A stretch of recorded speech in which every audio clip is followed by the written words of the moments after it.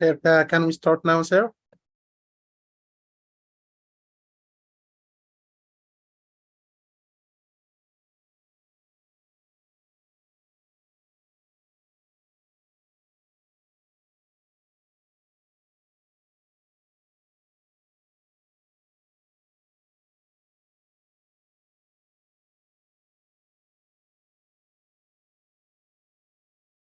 Uh,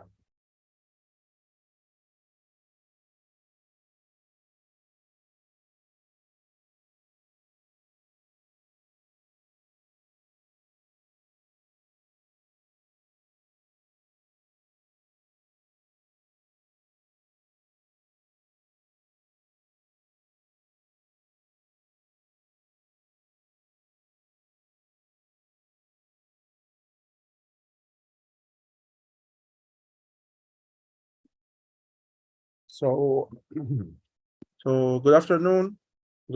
Afternoon, everyone.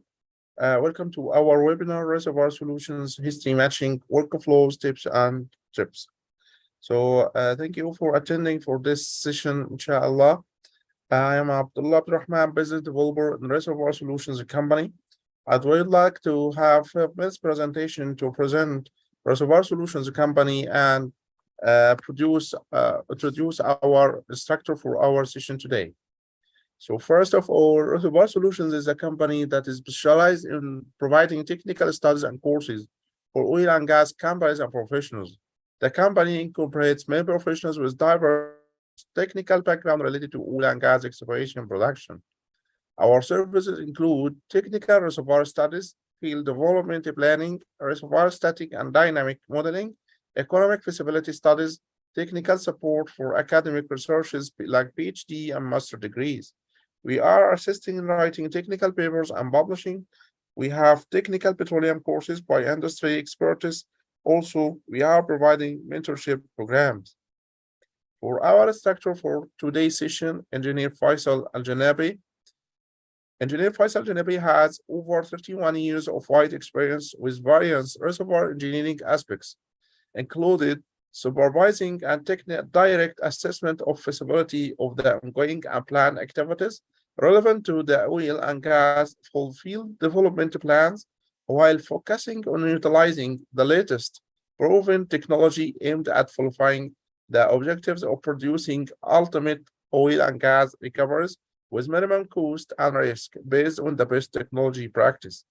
He is an expert and highly skilled to lead, manage, and evaluate oil and gas fields development projects of mature reservoirs with different mechanisms like water injection, gas injection, and artificial lift and wag. He has hands-on experience to carry out oil and gas development studies based on advanced simulation models using supercomputers, qualified to design and define assessment process with criteria for assurance, also having vast experience in preparing technical procedures and reports to high-level senior management for approval of business and long-term development plans. So thank you, Engineer Faisal, to be our instructor for our today's session. Just I would like to remind the participant that if you have any question, you can drop it into the chat box. Also, please mute your microphone and camera. In case that you have or you wanted to get a certificate for attendance, you can fill into the form that will be sent into the chat box. Also, for the upcoming events, you can join our Telegram channel, follow our LinkedIn page, and also watch the previous webinars on our YouTube channel. You can contact via the mail and the WhatsApp. So thank you all, and Engineer Faisal, you can start now.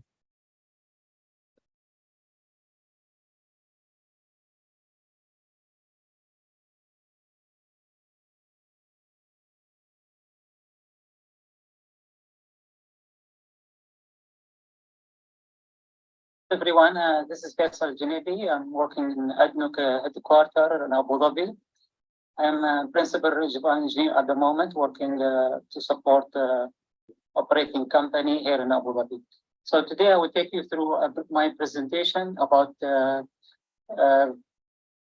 some process we are applied and shortcut we call them to enhance dynamic model which objective to improve the quality of this image. Okay, so my objective of this presentation to present you shortcut activity to understand dynamic model configuration setup, what's in the model, especially in many occasions we are receiving the model from second party. Of course, I will go to share with you some experience, tips and advanced workflow with regarding best practices process to accelerate dynamic model history match. That's the main intention. And which those process would help you to improve the quality of history match representation while honoring the physics and observed data. Some of these processes can be done in very short time manner, and usually we are applying this process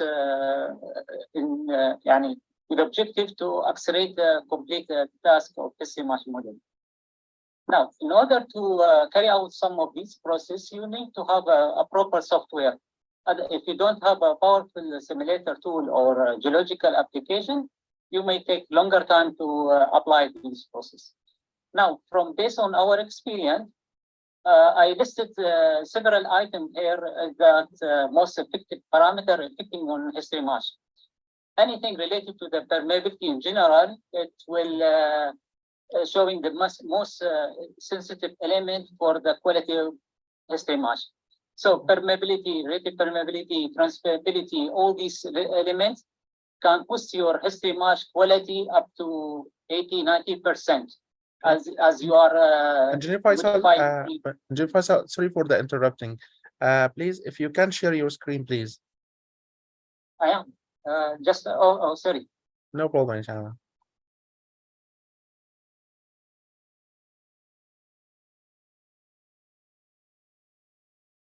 Apologize. Can you see my screen? Yes, thank you. Apologies. So, as I listed here, some of elements that if you touch those, you start with those, you will find there is a major change in your image profiles. And of course, there are tons of variables. There is not limited to those, but those that what we have found them, they are most sensitive element. So anything related to the permeability in terms of permeability, relative permeabilities, transferabilities, connectivities, all these elements, if you touch, we start changing them, you see they are affecting the quality of the stream match. So I will start with the first element, which is called capillary pressures, because the capillary pressures are playing big role on the quality of the stream match. Also, the capillary pressure, you need to readjust it one time at the beginning of your summation runs. While other parameters, you can do them in more different way. But the most time consuming is how to redesigning your capillary pressure to see how is it affecting on history match. In general, in order to design your first step of initialize your model and carry out the history match, you have to think about those 4 questions I put them. How to generate the drainage basic curve that would replicate your static model, water saturation to dynamic model at the high resolution. So this is the most important element. How to introduce the thin transitions and definition of the dynamic model while honoring well water saturation load. When I say that, thicker transition zone, meaning that the depth interval or the level, the section where the water and oil mobile will be affecting time, running time. So thicker transition zone, meaning that you will the running time will be more compared with if you have a very thin transition zone or thin transition zone definition. But at the same time, the transition zone definition, you need to make sure that it's honoring the water saturation log data. Of course, some engineer, when they have a very thick transition zone, they start using unsupported element like critical water saturation to slow down the water movement, especially if they want to cool down the water moving the model. Of course, as I said, thicker transition zone meaning the model will be running at slow mode, but thick transition zone model will be run at very slow mode, then a transition zone will be run faster. Of course, our ultimate goal is to build a relationship between porosity parameters type classification, and those relationships should give you a nice string of water saturations against above free water level. Ultimate goal also to matching your log data. Now, as a fact, we have seen many wells which they are showing very high water saturation from log interpretation, and they are perforated close to the free water level, but they don't produce any water. So that's what we need to honor. Of course, it can be justified by geologists, but that's the difficult part when you want to introduce this well into the dynamic model.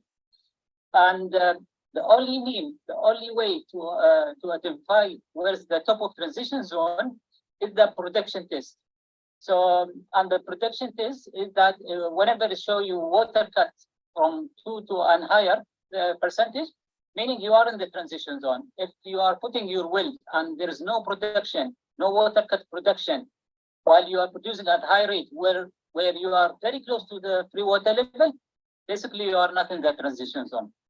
Of course, high porosity, high permeability representing very good rock types, and that we should have very low capillary pressure in general, low capillarity force, and low permeability representing tide rock, which meaning you have a thicker transition zone in general.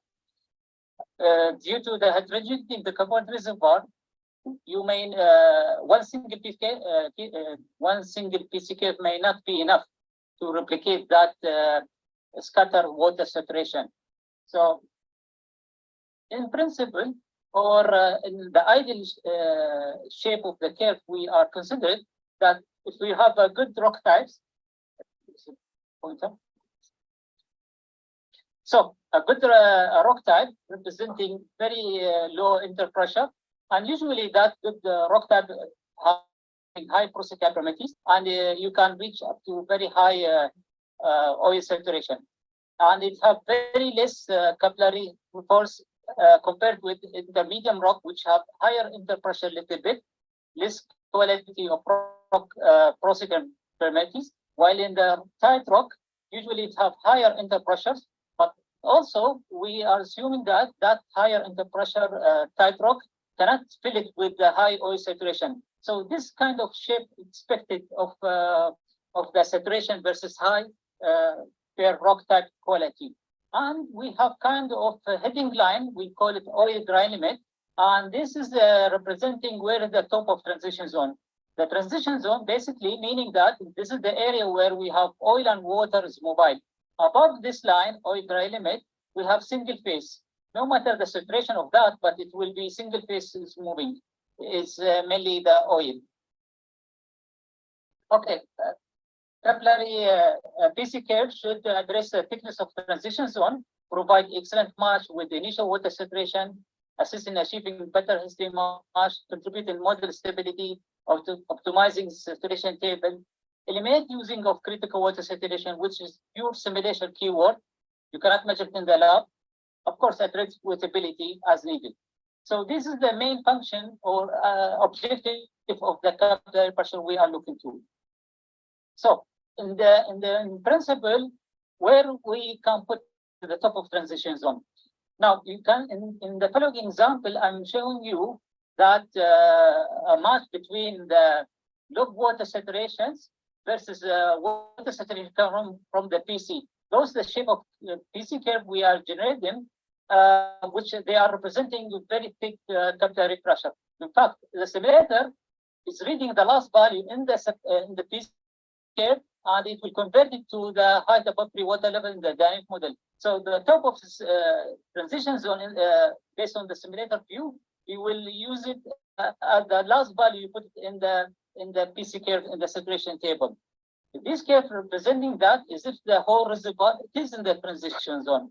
And these curves, we are designed them based on the MICP data, meaning that because MICP data, they will apply a lot of pressure on the grid cell in the blocks, which we sometimes reaching up to more than 3,000 up to 20,000, something like that.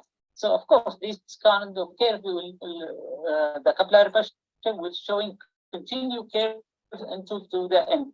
But in the same follow the same exercise, what if I cut down the shape of the curve down a little bit, and also I managed to matching the same water saturation. In the following example, I'm representing different shape of the curve, representing 10 transition zone with the another set of curves representing 10 transition zone. You see now I'm matching the same low water saturation. And basically we are coming with an approach, we call it fast track.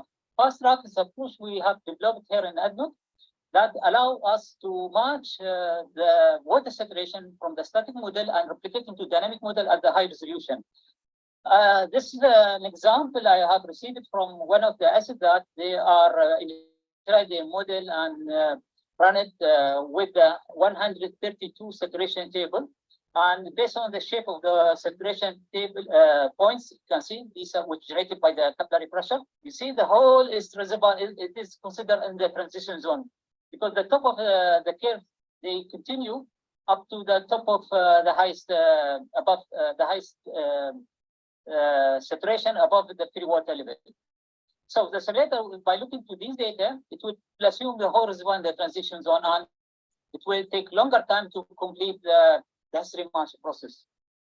Now, by remodifying the shape of the PC curves from the beginning, we replicating the distribution, the same distribution of that water saturation we received from the original model, but with the completely different shape of the PC curves. And these, the new setup of the PC curve are representing very thin transition zone.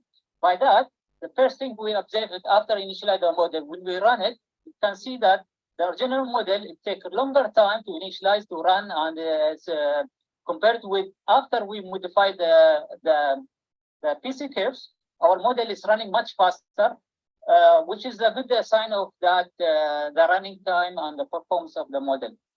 The volumetric wise, statistically, we are getting the same fluid in place.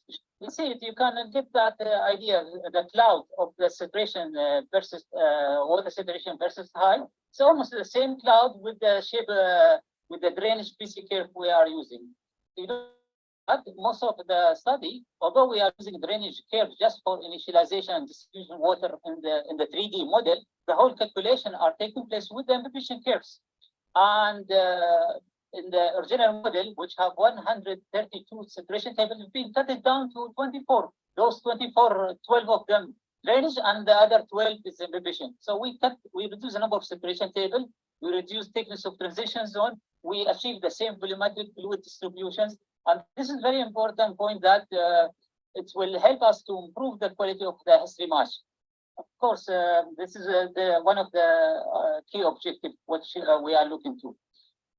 In addition to that, it will help us to also to slow down the water movement in the model instead of using a lot of unsupported permeability adjustment or using critical water saturation or other parameter to slow down the water movement.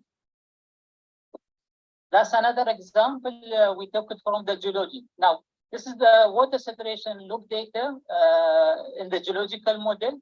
And whoever look into this, he will say, okay, I will put my best curve, which is going through the cloud data, the heavy density water saturation. And that's the concept of having the PC curves in this manner.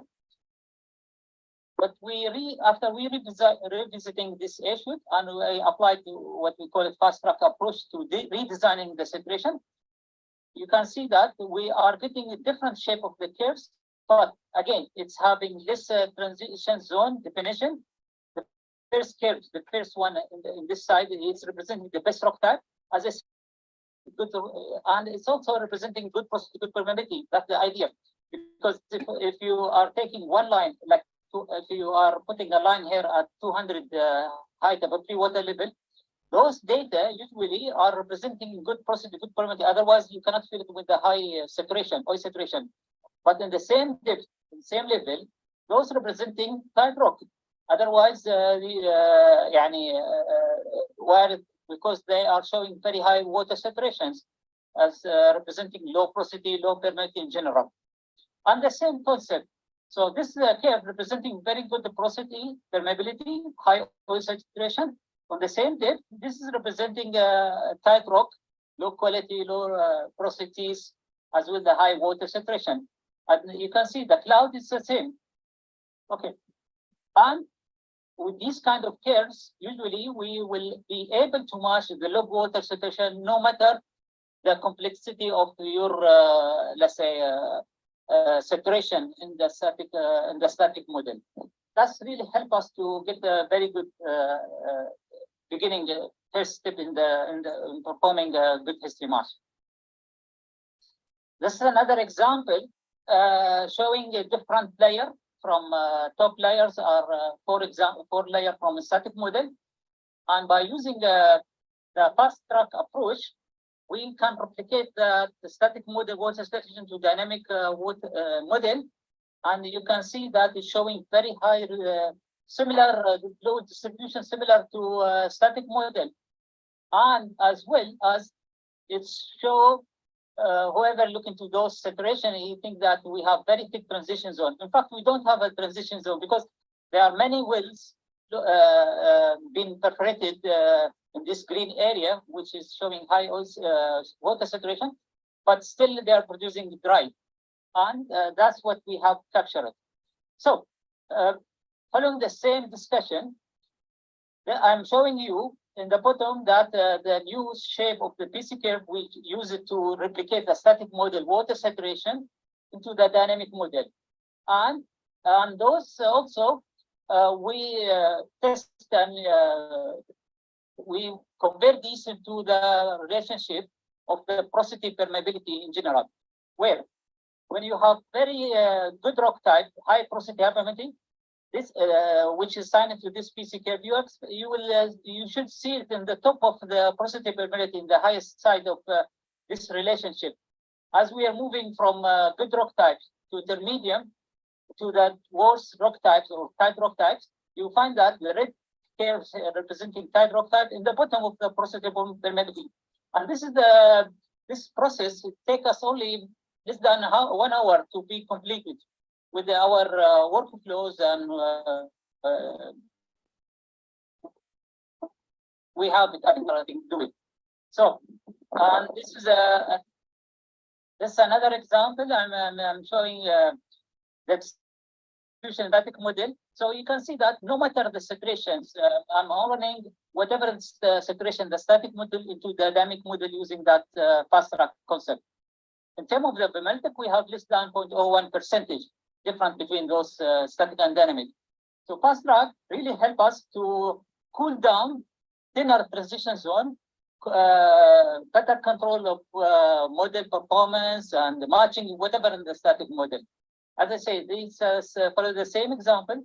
You can see that we can matching the water saturation, no matter how complex its saturation you have it. It's easy to match it.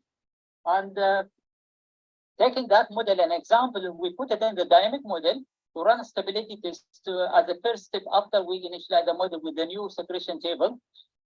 We put the time step running time 1 year completely, and we run the model for 50 years, and you can see the model shows very stable running time.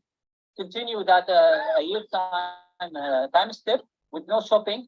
Of course, if there is inconsistent data you are using in terms of the capillary pressure, porosity permeabilities, you will never ever can achieve this fluid stable and there is no fluid movement in the model. But this is give us a confirmation that the setup we made in this model it's working very well.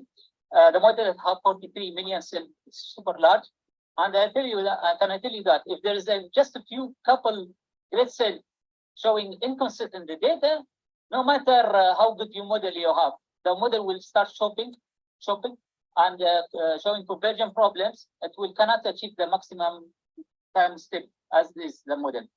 Not only that, I'm showing in the bottom the pressure during those 50 years running stability datas.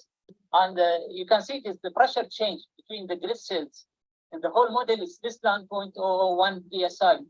Meaning those curves has been used, generate them, are really helpful to speed up running time, to keep to introduce the module at very stable condition.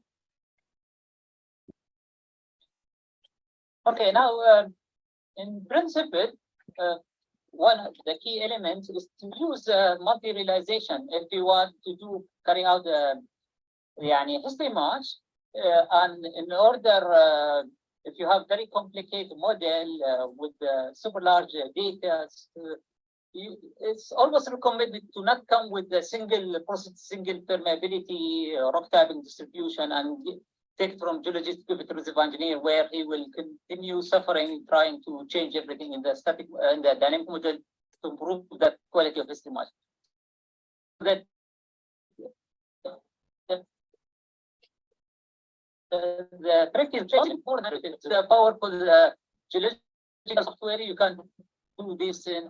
Now, what's mean of multi-realization? Multi-realization means that you are rechanging some variograms, rate of investigation, the way you distributing your physical data between the well, while still honoring at the well location the data, and you change the distribution of this input data. The way you will give you a different fluid, let's say fluid distribution based on the changing different distribution of rock typing, different way of permeability, porosity. And then you need to take individual of each of these iterations, the multi-realization model, into the dynamic model to test all of these. If you have a cloud, you run all of these, whatever multi-realization number of jobs you created, dump it into dynamic model and see which one is give you the closer to the good history match. That's the way. But now we are generating these into static model. Then we have to transfer these into the dynamic model, meaning that we have to find, or we need to reestablishing the saturation table, still to honoring the static model, the new distribution, water saturation to the dynamic. So fast track can help us again. After we run each realization, we run that script, which I told you would take very few minutes to generating the setnum or the rock type with the saturation table, existing one. We don't need to change the saturation table, but it will reassign in the setnum to each cell to replicate the static model water saturation to the dynamic. And it's very fast approach. We are using it to test the concept of generating hundreds of iterations from static to transferring to dynamic. Setnum, setnum. Sorry? Setnum is the rock type. It's the assigned rock types per grid cell. This is the meaning of setnum. Now, the next step is that after we complete the issue of the separation table, let me show you how we can do changing the variables into the model, basically. Now, I have porosity.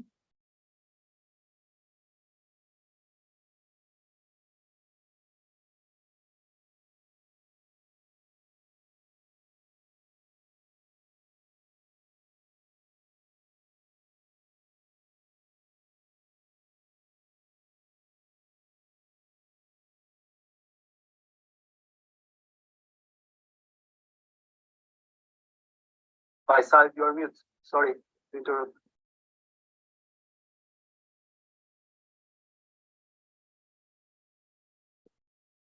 Excuse me, I can hear.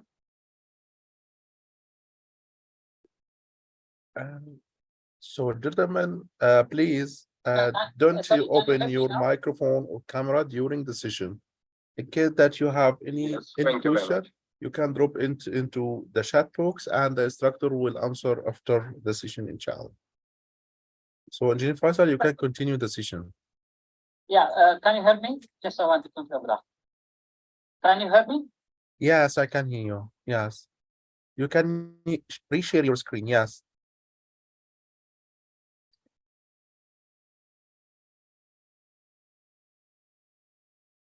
So as I said that we creating what we call will region. Will region, by the way, these features is available in most of the tools, most of the geological application simulator, some simulator they have it. So you can it's kind of will region. Will region basically is it's bodies being created around the wells, where it will give you opportunities to modify that well itself instead of playing with some parameter may affecting the whole model. And I'm going to give you an example. If you have rock types which you already designed in the 3D models, and you want to, and that rock types it have rich permittives. In many occasions, we are assuming that rich permittives it's one of the history match parameter where we have to remodify up and down the shape of rich permittives for the water, an example, to speed up the water movement or to slow down the water movement.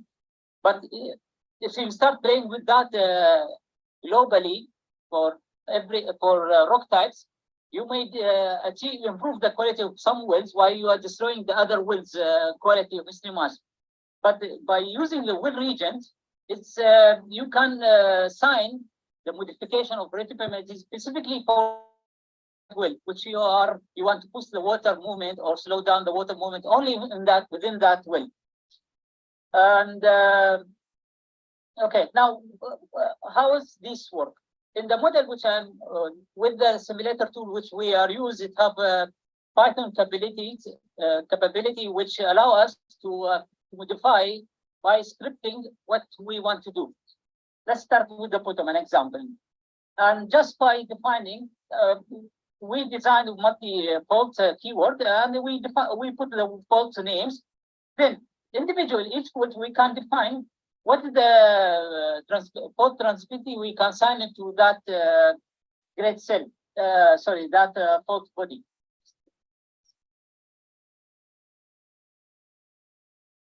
Okay, so then we can do and let the tools with the assisting history match to change these ranges, fault transferability, and to see how is it impacting. Of course, you need to design your objective function in the way that to try to find the minimum or the best solution out of that. That's another example, the way we are designing that. Now, each well, if you can see those well, each of these well, it have a well region. In that well, sorry, I will talk about the permeability per layer. So within the data text file, we can say that go to layer number 1 as defined it as layer and change the permeability within that layer only. So globally, now I am changing the whole layer in layer number 1 in the whole model. And for permeability X. Then I'm changing the permeability Y for the whole layer. Of course, permeability Z should be coming as a combination of X and Y. Now what I'm doing, I'm checking the model, just taking layer by layer, push it up and down by certain range of values. I'm have to define, test it, and just to see how is it affecting. Now, after doing that, then I have to go to the well region because I'm pushing up the whole layer everywhere in the wells. But now, then I have to go and remodify the permeability of layer 1 with respect to that well standalone, that will by itself. So having this kind of scripting in the tool, in the simulator, will really help you to tweak individual global elements like the permitting crossing the whole layer. Then you can go and remodify the permittives only specifically to that well where you can have problems. Of course, also you can do it for global parameter like global maximum permeability you want to apply it, or minimum permeability you allow in the whole model, and other parameters as much you want. There's no limitation to modify parameters. Now the tricky also, as I said, that especially related to the permeability, which is the range permeabilities. We are checking the model. We are changing permeability in layer and the well region. Also, we have global permeability multiplier. But in addition to the permeability, as I said, relative permeabilities, how we can do it per relative permeability. Relative permeabilities, each of rock types, you will have one single relative permeabilities or based on the PC curve within the simulation data. Now, the trick is that you can generate the multi-relative permeabilities per rock type. So one rock type, it may have different shape of relative permeability while it have one single PC curve. You don't need to change the PC curve as a part of the assisting history match. You keep that PC curve same, as I explained in the beginning that you designed one time. You use it and that's it. But you can modify, you can generate multi-shape of relative permeabilities per that rock types. So in this example, I have the same PC curves. I have the same drainage revision curve for that. I'm not changing this, but I'm changing the shape of the relative permeabilities for that rock types. The trick is that I will reassign that reassign the relative permeabilities for that rock types within that region, region. And this is a part of the scripting we are using currently in the model. So in that rock types, the first setnum, because we are also changing in each of these regions, it have different rock types. So I'm going to say that go to that setnum, all the setnum, and change them all together in the different shape of predictability. So if this is the PC curves belong its rock type, I will have another PC curve for another rock type, but it will change the shape of the relative permeabilities just to test the idea that. Go ahead. Okay. Can you help me? Just confirm. Yes, sir. Yes, sir. We can continue. We can continue. Sorry. Okay. So this is the idea. I will show you how it can be done. Wettability also it's a concern and it's a tricky thing. And the current practice in the wettability is we need to wettability is please mute your microphone and camera, please.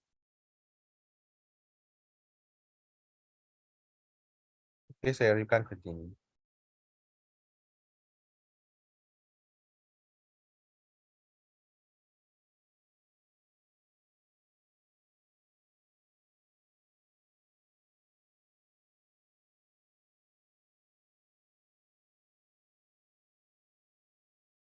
Okay, engineer Faisal, you can continue now.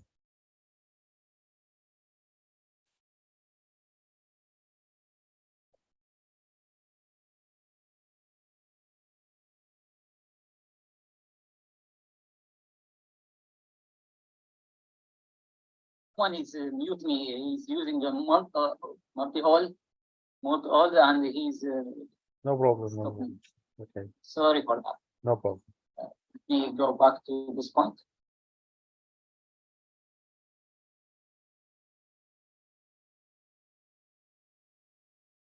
So the concept of the wettability is that we need to change the wettability from oil wet system, top of structures, far away from the water zone to the water wet system.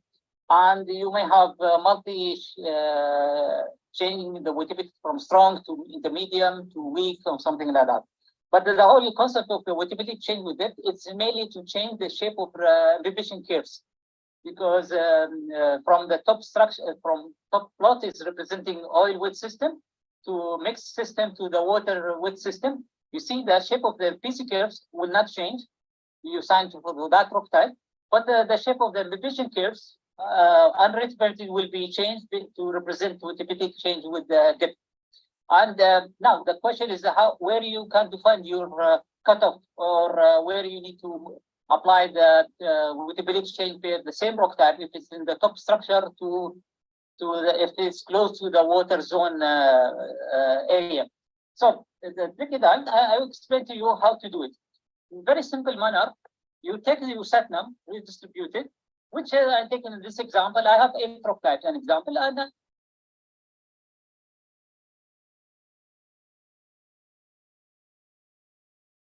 You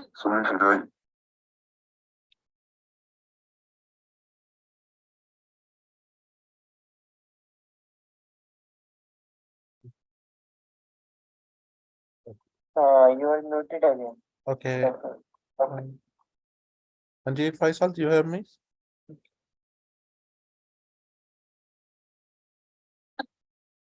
I hear you, but someone, please don't use mute all, because it's removing me. Okay. Okay.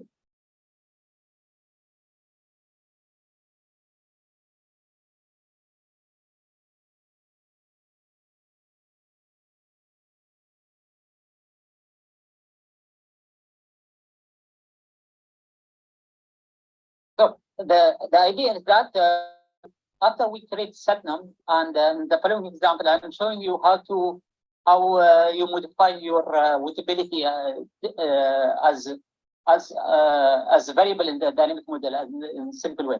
So if we have a case that we have 8-rock saturation table, 8-rock type in the model, we can load the setnum in the grid section, which usually the setnum keyword is loaded into region setnum section in the data view.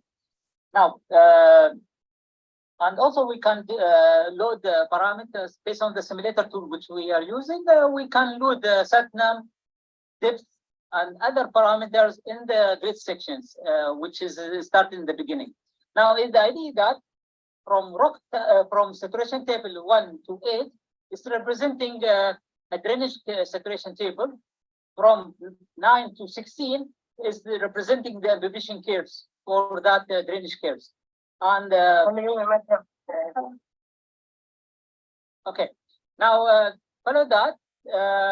What we have to do is just to duplicate that setnum, those saturation table, which is from 1 to 16, representing drainage and imbibition curves, to another set.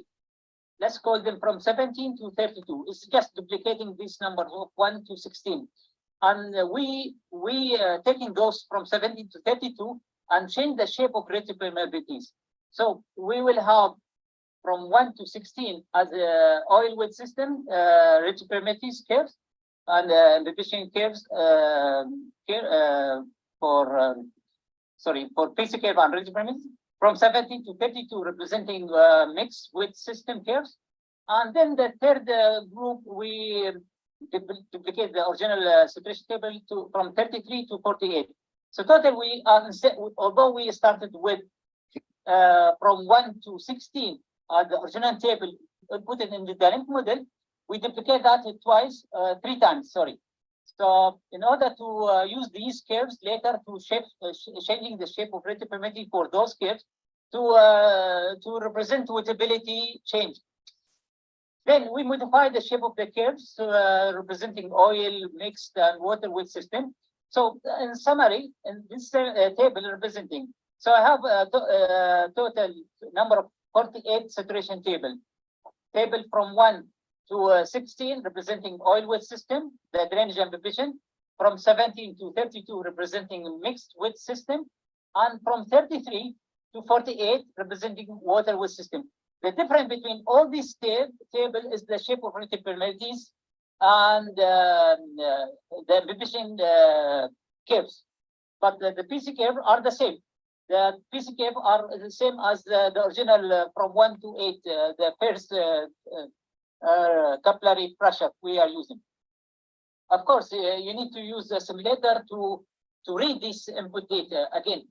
And the trick is like this: you defined your variables, at which depth you want to change these tables, which defining let's say the base case, this depth number 1, and it have minimum and maximum. And again, for region number 2, because I have two region, I want to change the depth between oil and mix, and between mix and water. So then I'm loading those depth and saturation table in the grid section. Now in the props section, I have those 48 tables. As I said, from 1 to 16 is representing the first set of table, which they are representing the oil the oil width system, where I'm going to use them in the top structure. And the rest I will be using in the middle and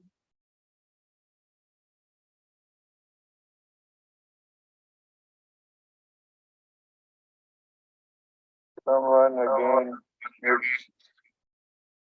Totally dark.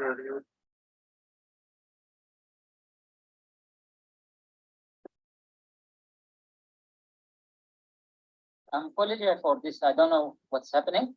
Can you hear me? Yes, Yes, sir. again. Sir. Yeah. Sorry. Okay, so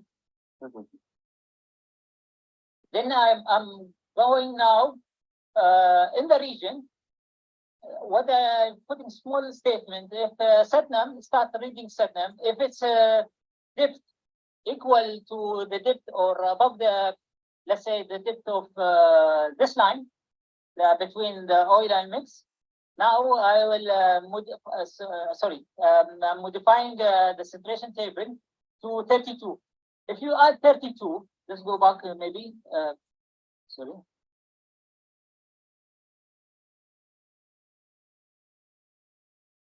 Yeah. Now, if I add 32 to 1, it's become 33. So that's why I'm shifting all the saturation table from oil width system to water width system. Then if I want to introduce the mixed system, I just add 16 to 1, it will become 17. So, and this is what I'm putting in this statement.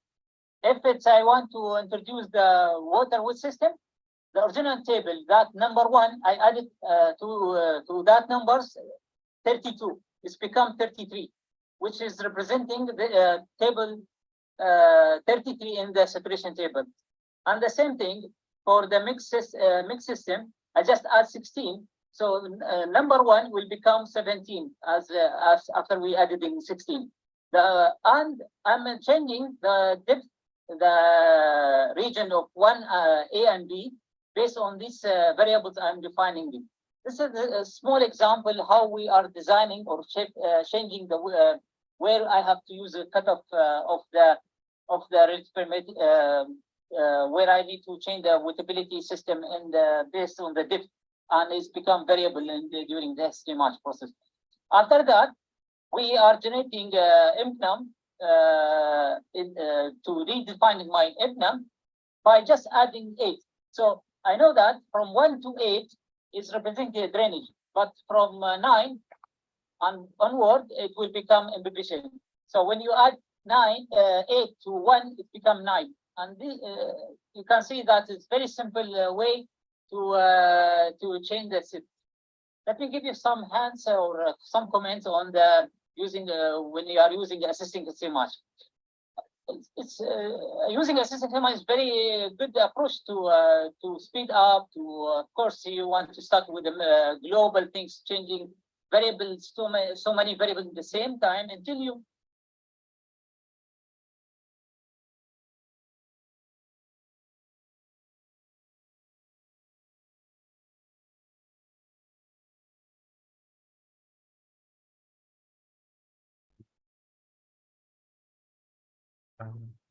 Sorry, sir, but we lost the voice.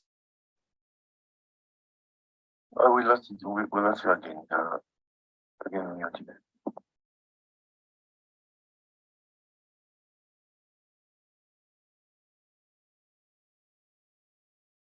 For some reason, I don't know why it's mute. I'm getting mute. But anyway, inshallah, we close to finish. Okay. As I said that you should before starting using assisting STMH, just make sure that your initial runs close to the actual data you want to. Otherwise, you will not be able to get a good STMH, or you will spend more time tweaking the variables to get a good STMH. Another trick that you can add some comment in the data dig, like in the following example, to kill the runs which is already known it's out of order.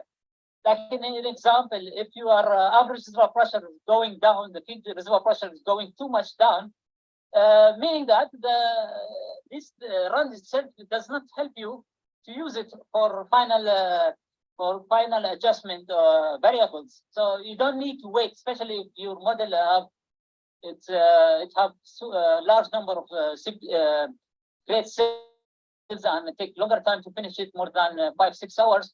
So you don't need to you don't need to keep it running until the end just to know that it's out of order, it's not representative. You can put some comments in the database to kill the runs as you are progressing. Like water cut, if it's exceeding my expecting water cut with the high value, just kill it. So these things actually you can put in the database to kill the run.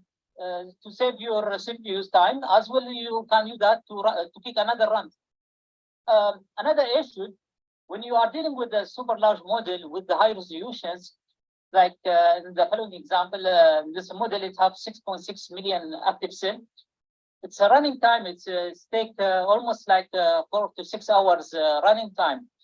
Now, we are using SSD cards. Of course, our ultimate goal to get as good as SSD much, but you have to keep in mind time is very expensive to keep your runs and wait for the result. So the trick is that in many occasions you can lumping, upscaling, or coarsening your model as that in order to speed up running time. Of course, by when you are doing lumping, you already modifying some parameters. Like layer permeability in individual layer by layer. You already modified during the initializing the model, as I showed in the previous that in the script you already modified layer by layer. After you modify this layer by layer, you lump it, you get one single big layer, and see how is it affecting on your history match. Just to save time, an example in this in this example, I'm running the model from 3 to 4 hours to 10 minutes. My objective just to checking the model to see which is the model parameter are affecting the quality of history match, with the attention to speed, to carry out as many runs as possible until I come to see which is the close runs to my let's say the good match. Then I break down and remove this coarsening keyword or lamping keyword, upscaling, and go back to the original model, the high resolution. That's also helped to speed up the process and try to get a good history match. And currently, I will tell you that most of the simulator tools are so powerful with the lumping or coarsening keyword, and also you can do the lumping and coarsening keyword using whatever in the dynamic model, because you can do it in both ways, the static and dynamic. But the advantage of doing in dynamic, you will not spend time to rechanging your schedule section, because the simulator tools will handle that issue, and it will readjust the schedule section, the whole setup of the data to fit with the new layering scheme or grading scheme you are applying. And as I said, that cutting model into small piece, especially if you have super large model, it's really help. And you can do it in many ways.